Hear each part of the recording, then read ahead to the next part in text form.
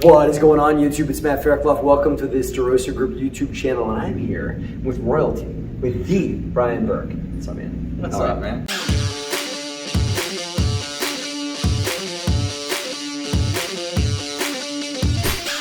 That's a good friend of mine, right? And it's royalty aside, Brian's agreed to have a brief conversation with us about today's real estate market, right? Yeah. It's a little crazy out there, Brian. It's wild out there. It's wild. I feel like we're all riding a tiger right now. As crazy as it is. Yeah. So give us a synopsis of why you think the market is so frothy, so high, and where you think. And then we'll talk about where you think things are going. But currently, why is it so hard to find deals? Why are things so heavily overpriced, I would say? Well, right? because the fundamentals are there. You know, it's like the economy is strong, the job growth is strong, wages are big, but wages are going up big time. A lot. You know, it's hard to find people to take a job right now, right? And so employers are looking for people, so they're increasing wages, and when they start making more, they can pay more rent. When they can pay more rent, rents go up. When rents go up, values go up, right? And so everybody's seeing that, and they're going like, maybe values are up now, but they're gonna go up even more, and that's what people are thinking. I've heard multiple companies quoting starting wages at $25 an hour now. Yeah. Which these were companies were paying 15. Yeah. So they're adding $10 more an hour to people's paycheck, which is great. God bless. People should earn, you know, money for for the work that they do. But unfortunately, that's going to flow into you're suggesting that flows to rents. Right? Eventually. Yeah, it'll make its way over to rents. So that's a speculation of people thinking, well, if I could buy this multifamily property for $150,000 a unit today, that's leased out for $1,500 a unit, perhaps if that trickle down of wages comes down in, then likely that unit will go to, just through natural attrition, without me having to value add, just rents will start going up to $1,700-1,800. Did I summarize that? That's exactly right. We're actually seeing that in real life happening in real time right now.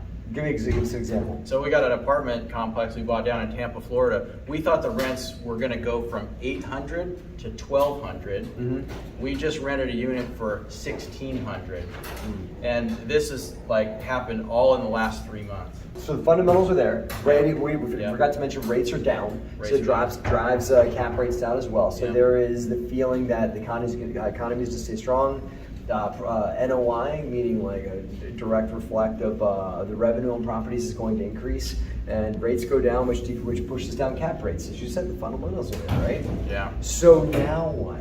And I get your crystal ball's broken, so is mine, right? So what happens from there? Does this train keep on going? Do you think that we hit a ceiling? Do you think it slows down? What do you think the next couple of years look like? Well, until we get to the point where employers aren't struggling to find workers, wages are going to continue to experience pressure, right? There's going to be some employers that haven't caught on yet, and and so they're going to start piling on, right? That's going to add more fuel to the fire. So give it a little while, but this can't continue forever. No. I mean, eventually all of this stuff starts to flatten out, and you get to that point where you've reached kind of a bit more of a balance. And right now we're not seeing that balance. So buyers are looking at that and they're saying like, I could buy this right now. Yeah, it's a 3 cap, right? So it doesn't make any sense at all. But that's off of the income today, and they see where the income is going, and they're looking at it like, well, it's a 6 cap in a year and a half, right? So people are thinking that way. It's not always the best way to think, because if it doesn't happen, you could find yourself caught with your pants down. Absolutely. So you get a little bit of runway out of this, but eventually the music is going to stop. Absolutely. So which do you think happens first? Wages start to slow down and hit a ceiling, or cap rates go up because interest rates start to go up? Do you think that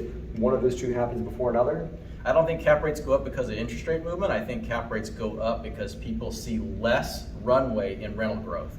Because right now it's the rental growth that's pushing cap rates down, because people are buying on next year, right? Yes. And so if they think next year isn't going to be as big of a jump as it was last year to this year, for example, then they're not going to pay as much for that property going forward. So I think you're going to see cap rate decompression as a result of a reduction in rent growth before you see interest rates cause them to move. Do you think that there is any pressure from the family? There's folks 1031 exchanging. There's the whole thing about cost segregation studies forced and carry forward depreciation, accelerated depreciation, and things like that. As those things start to go away, and the tax leverage that we've all been able to enjoy through real estate, does that drying up? Does that slow the market down? Or does that use that negligible effect? Well, it's hard to say because first of all, it depends on whether or not those things happen, right? Yep. So there's a lot of proposals to tinker with the tax rules and make things a little bit different.